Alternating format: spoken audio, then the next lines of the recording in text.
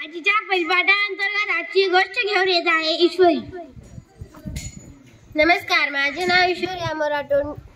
मी वर्ग 6वी शिकते। गोष्टीचे नाव यशाची गुरुकिल्ली। एका शहरातल्या मोठ्या सोसायटीत विशालचा परिवार राहायचा। त्या परिवारामध्ये त्याचे आई वडील, आजी आजोबा आणि तो राहायचा। त्याचे आई वडील कामाला जायचे।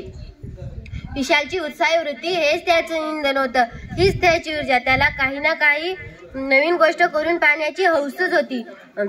तो सतत काही ना काही प्रयोग करायचा, पण त्यामध्ये चिकाटी नव्हती, सातत्य नव्हते। तो काय करायचा, एक काम होण्याच्या आधी दुसऱ्या कामाची घाई करायचा। मग काय, एक नादड भाराभर चिंध्या अशी गत व्हायची। पण त्याची खूप चिडचिड व्हायची। आजी आजोबांचं त्यावर बारीक लक्ष होतं। त्यांच्या या गोष्टी लक्षात आल्या होत्या। एकदम मुलाला उपदेश केलेला आवडतही नाही आणि पटतही नाही।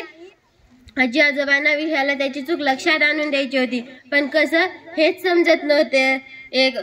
आजीने एक दिवस विशालला आपल्या जवळ बसवले। म्हणाली, विशाल, चल आज आपण गप्पा मारूया। तिने इकडच्या तिकडच्या गप्पा मारल्या आणि म्हणाली, तुला ससा आणि कासवाची गोष्ट माहित आहे ना? ती तर मला मॅसेजरीत असल्यापासून माहित आहे। आता तू काय ती गोष्ट मला सांगणार आहेस?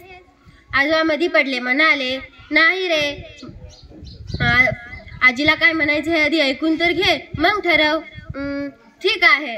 मग आजीने सांगायला सुरुवात केली, हे बघ विशाल, गोष्ट आपल्या सर्वांनाच माहित आहे, पण आपण त्यावर विचार करत नाही, त्यातून बोध घेत नाही। ससा हा स्वभावता चपळ प्राणी, तो वेगाने धावू शकतो।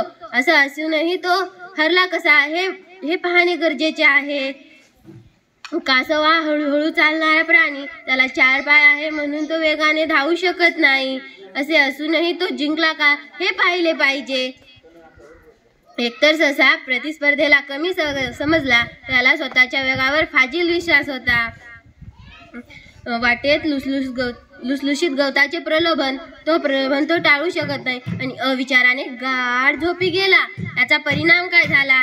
जिद्दीचे, चिकाटीचे, सातत्याचे कासव पुढे पुढे कुठेही न थांबता, प्रलोभन टाळता पुढे जात राहिले आणि ते चपळ सशाला हरवू शकले। आजोबा म्हणाले, तुझी ना या सशासारखीच गत आहे।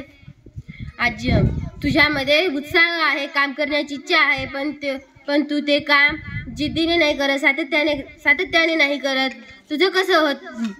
आजी म्हणाली, अशा वृत्तीला आरंभशूर वृत्ती म्हणतात। तुझं कसं होतं? त्या सोडा वॉटरच्या बाटलीसारखंच। आजोबांनी सोडा वॉटरची बाटली आणली, ती उघडली।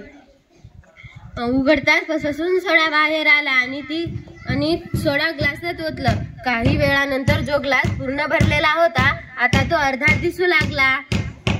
आजोबा म्हणाले, तुझी ना या सोडा वॉटर सारखीच गत आहे। तुझा उत्साह असाच फसफसून वर येतो आणि काही वेळाने अर्धा होतो। तू काय करतोस? गणिताचं पुस्तक काढतोस, गणित सोडवतोस, ते नाही सुटले तर ते बाजूला ठेवून दुसऱ्या विषयाला सुरुवात करतोस। मग ते काम पूर्ण होत नाही, मग तुझी खूप चिडचिड सुरू होते। म्हणजे तू एखादं काम करण्याच्या आधी त्यावर विचार करत नाही, त्याची तयारी करत नाहीस आणि त्यावर विचार न करता, तयारी न करता तो काम हाती घेतो। एखाद्या कामाचं आनंद आणि समाधान हवं असेल तर त्या कामाची तयारी केली पाहिजे। नुसतं उत्साह असून चालत नाही, त्यासाठी चिकाटी, जिद्द हवी असते। हीच तर आहे यशाची गुरुकिल्ली। धन्यवाद।